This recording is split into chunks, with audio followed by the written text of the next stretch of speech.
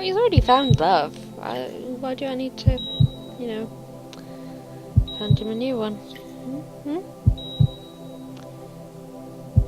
So yeah, I guess this is the waiting for him to get better and all. I guess she moved on while he was in the hospital. Cow.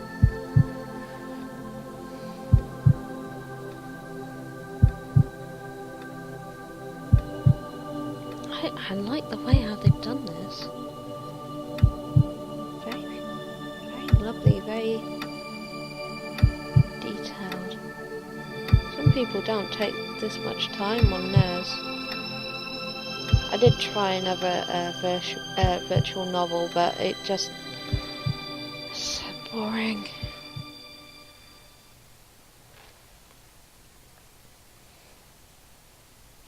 It's been 4 months since my heart attack. Bloomin' heck. There you go. This is his hospital room. In that whole time, I can possibly count the times I left this hospital room unsupervised on one hand. 4 months is a pretty long time when you're left alone with your thoughts, and so I've had plenty of time to come to terms with my situation. I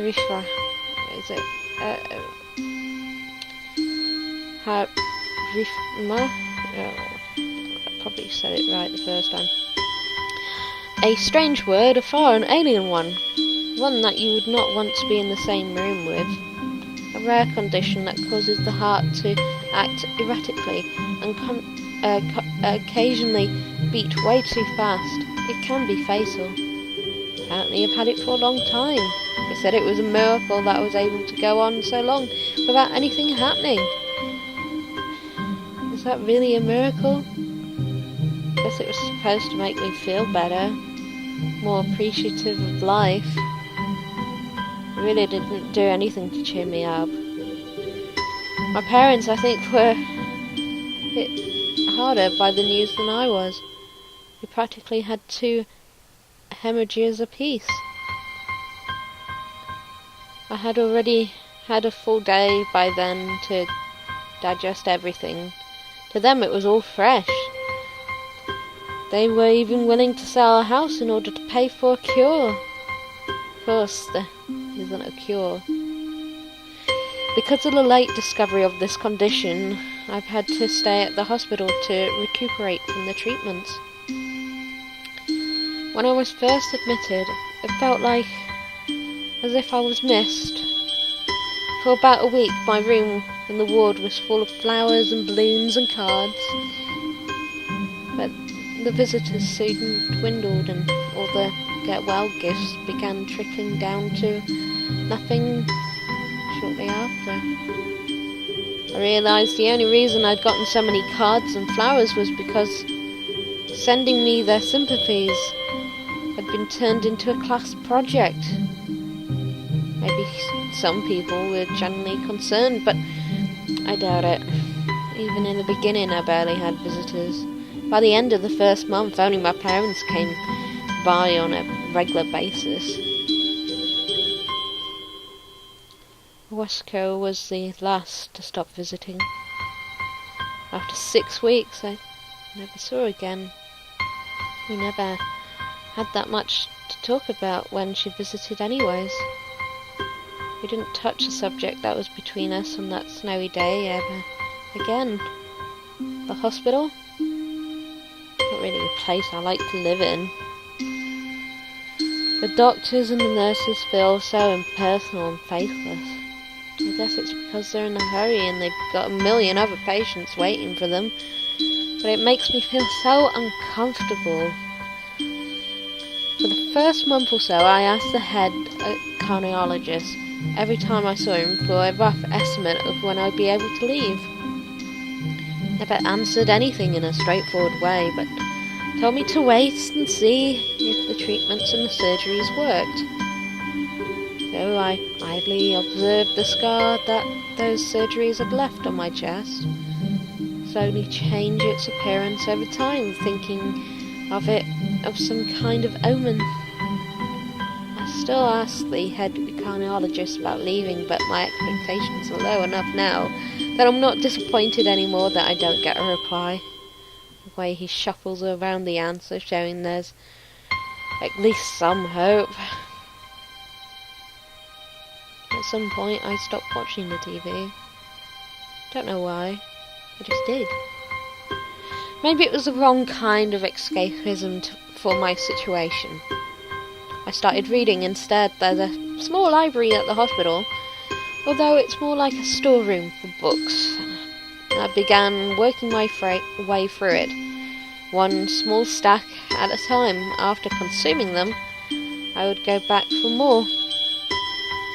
I found that I liked reading, and I think I became a bit addicted. I started feeling naked without a book in my hands. But I loved the stories. That was my life. That's what my life was like. The days became increasingly harder to distinguish from each other, differing only by the book I was reading and the weather outside. It felt like time blurred into some kind of gooey mass. I was trapped inside, instead of moving within. A week would go by without me really noticing. Sometimes I'd pause in realization that I didn't know what day of the week it was.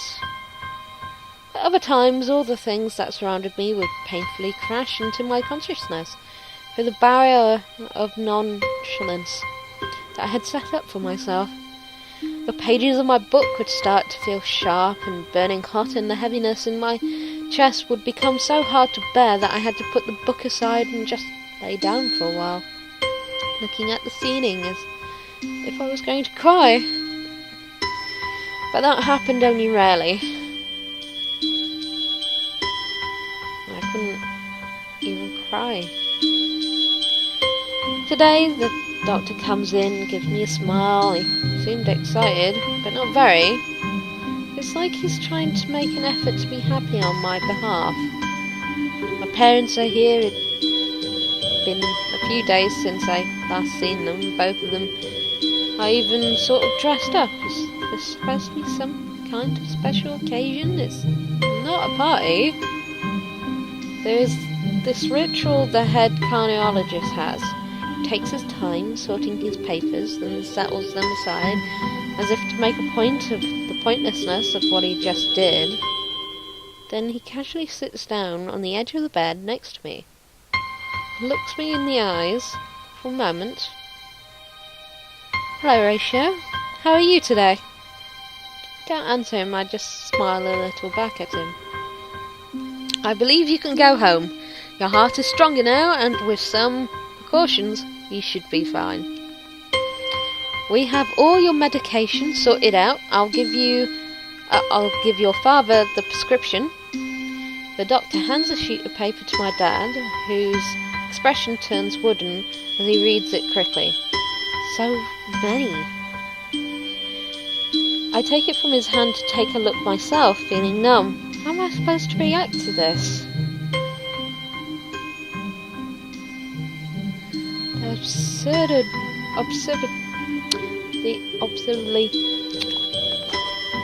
The absurdly long list of medications stare back at me from the paper seems insurmountable. They blend together into a sea of letters.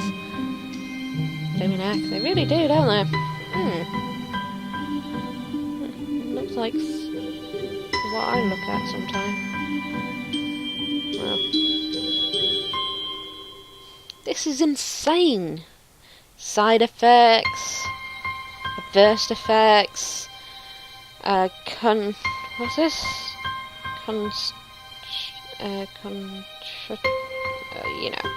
And dosages are listed line after line with cold perception. try to read them, but it's so futile. I can't understand any of it. Attempting to only makes me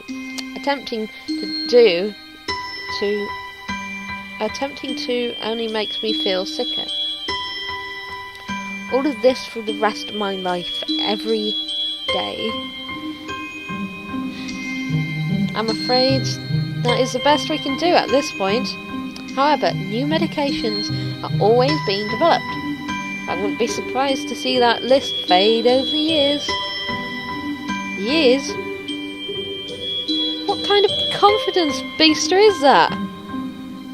Never felt better if he hadn't said it. I'd have felt better if he hadn't said anything at all.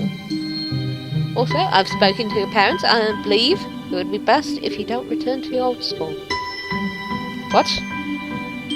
Please calm down, Risho. Listen to what the doctor has to say. Calm down? The way he says it tells me he knew full well that I wouldn't like it. Am I supposed to be homeschooled? Whatever of my concern shows, it's ignored. We all understand that your education is paramount. However, I don't think that it's wise for you to be without supervision. At least not until we're sure that your medication is suitable. So I've spoken to your parents about a transfer. It's a school called Yamaku Academy that specialises in dealing with disabled students. Disabled? What? Am I? It has 24-hour nursing staff, and it's only a few minutes from a highly regarded general hospital, and the majority of students live on the campus. Think of it as a boarding school of sorts. It's designed to give students a degree of independence while keeping help nearby. Independence. It's a school for disabled kids. Don't try to disguise that. If it was really that free, there wouldn't be 24-hour nursing staff, and you wouldn't make a hospital being nearby a selling point. Of course, that's only if you want to go, but your mother and I aren't really able to homeschool you. We went out there and had a look a couple weeks back. I think you will like it. Looks like you don't really have a choice. Compared to other heart problems, people with your condition usually tend to live long lives. You'll need a job one day, and this is a good opportunity to continue your education. This isn't an opportunity. Don't call it an opportunity. Don't call it a goddamn opportunity.